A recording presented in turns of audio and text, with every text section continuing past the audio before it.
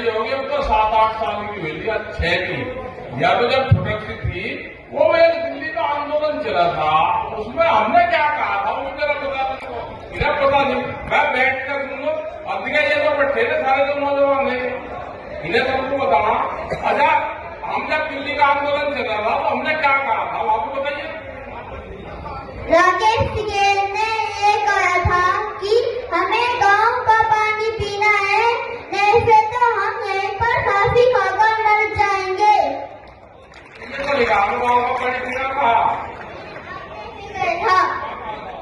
आपने यूँ कहा था कि मुझे है ना गांव का पानी पीना है, नहीं से तो मैं यहीं पर फांसी खाकर मर जाऊंगा। मुझे याद है पक्का, कहाँ देखा है? मैंने फोन में देखा था। अब मुझे जाने क्या नाम है? राकेश टिकैत। यार छोटा सी लगी थी 2.5 साल की कर इधर ट्रेंड करेंगे पूरी इधर, या इधर नशे के खिलाफ,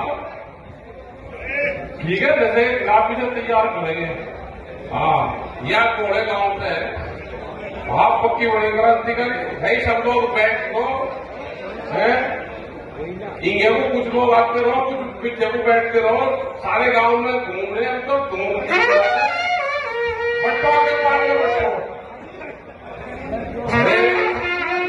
फोटो कम दिखाओगे, खाली के दिखाओगे, वहां कुछ नहीं।